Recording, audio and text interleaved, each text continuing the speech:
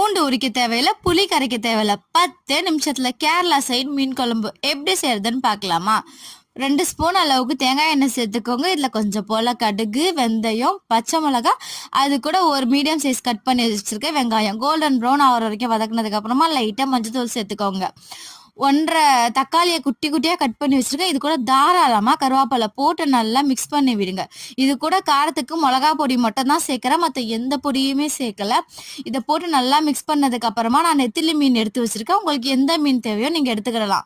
போட்டு நெத்திலி மீனுன்றதுனால உடையாத மாதிரி பக்குவமா இப்படி ஒரு பெரட்டு அப்படி ஒரு பெரட்டு பண்ணுங்க. நிஜமாலுமே இந்த குழம்பு சூப்பரா இருக்கும். கண்டிப்பா ட்ரை பண்ணி பார்த்தவங்க மறக்காம கமெண்ட்ல வந்து சொல்லுங்க. 2 நிமிஷம் இந்த மீன் வெந்ததுக்கு அப்புறமா எடுத்து வச்சிருக்க கெட்டியான தேங்காய் பால் எடுத்து சேர்த்துக்கோங்க. இது ஒரு 2 நிமிஷம் மூடி போட்டு கொதிக்கிட்டு இருந்தோம். பாருங்க எண்ணெய் மேல பிரிஞ்சு ரெடி ஆயிடுச்சு. அவ்வளவுதான், கேரளா ஸ்டைல் ஃபிஷ் கறி ரெடி. கண்டிப்பா ட்ரை பண்ணி பாருங்க.